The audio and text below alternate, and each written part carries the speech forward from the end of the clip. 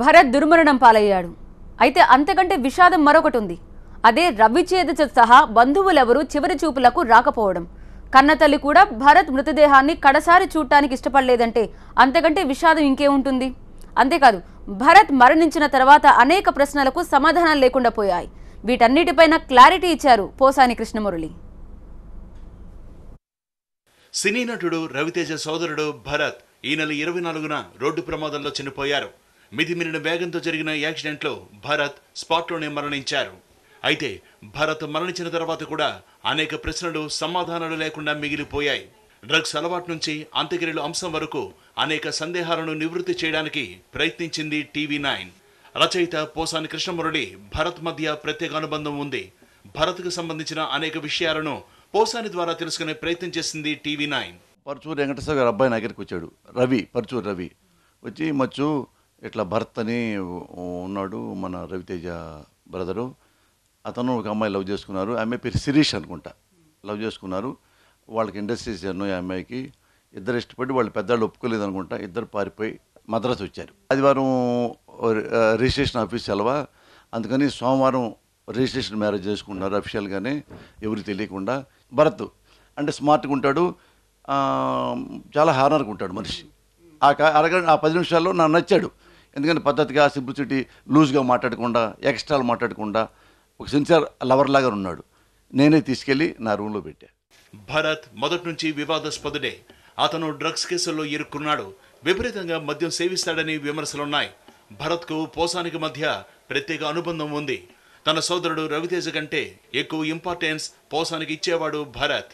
తనను వేధిస్తున్న అనేక అంశాలపై భరత్ తనతో తరచూ చర్చించేవాడని పోసాని తెలియజేశారు. తాగుతాడు, పేపర్లు చూసాం, డ్రగ్స్, దొరికి కూడా మీడియాతో దురుసుగా మాట్లాడతాడు, పోలీసులతో దురుసుగా మాట్లాడతాడు.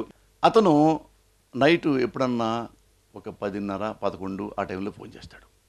అన్న, నేను డ్రింక్ చేసి ఉన్నా, ఇప్పుడు నీతో మాట్లాడవచ్చా?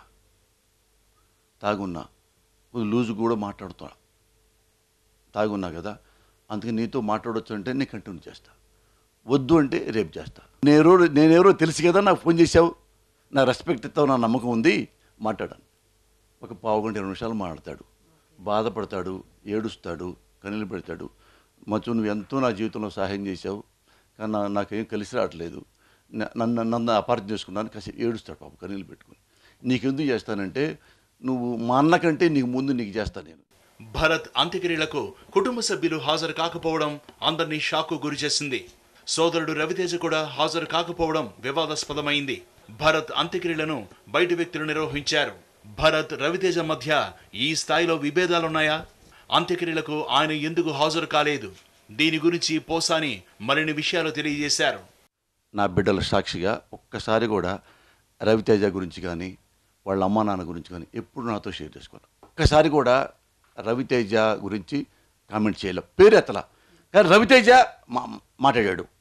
నేను రవితేజని అడిగా, రవి, మచ్చు ఇట్లా నా భరత్ ఫోన్ చేశాడు నైట్, ఇట్లా ఫీల్ అవుతుంటే, మంచోడే మచ్చు, ఉపయోగం ఉంది, మంచోడే.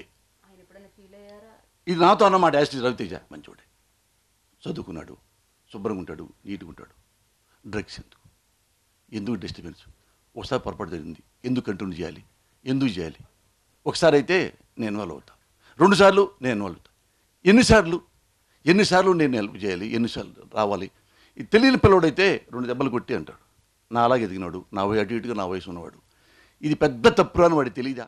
తెలుగు సినిమా ఇండస్ట్రీలో టాప్ హీరోల్లో రవితేజ ఒకరు. సంపాదన కూడా కోట్ల రూపాయల్లోనే ఉంది. తమ్ముడు కష్టాల్లో ఉంటే రవితేజ ఎందుకు పట్టించుకోలేదు అనే విమర్శలొచ్చాయి. భరత్కు అత్యంత సన్నిహితంగా ఉండే పోసాని కృష్ణమురళి భరత్ రవితేజ మధ్య సంబంధాల గురించి తెలియజేశారు. ఇప్పుడు నాకు చాలా ఉంది, అన్ని ఫెసిలిటీస్ ఉన్నాయి, నేను అదో పనులు చేస్తున్నాను. నేను వాడికి ఏం కావాలో నేను చేస్తాను కదా, వచ్చి అన్న ఇదంటే నేను హెల్ప్ చేయగలను కదా మచ్చు. ఎవరెవరికో నేను సినిమాలు ఇస్తున్నాను, కొత్త కురాళ్ళు కూడా నేను డైరెక్ట్ ఛాన్స్ ఇస్తున్నా, కథ బాగా చెప్తే. మరి వాళ్ళు కూడా నన్ను వాడుకోవాలిగా మచ్చు, ఎందుకు ఇవన్నీ చేయటం దేనికి అన్నాడు తప్ప వ్యక్తిగతంగా భరత్ గురించి ఒక్క మాట అనలా. ఇప్పుడు ఎందుకు వెళ్ళలేదో, వాళ్ళు చనిపోయేదా కలిసి ఉన్నారు కాబట్టి వాళ్ళకి ఎక్కువ పెయిన్ తెలుస్తుంది. అది ఎలాంటి పెయిన్ వేరే. నాకు తెలిసి మాత్రం యాజ్ ఇట్ ఈజ్ నాన్న. నిజానికి రవితేజ కష్టపడి ఇండస్ట్రీలో నిలదొక్కున్నాడు. రవితేజ పేరు చెప్పుకునే భరత్ పరిశ్రమలో నెట్టుకొచ్చాడు. అతన్ని పైకి తీసుకురావాలని రవితేజ ఎంత ప్రయత్నించినా మాట వినేవాడు కాదని ఫిల్మ్ నగర్ టాక్.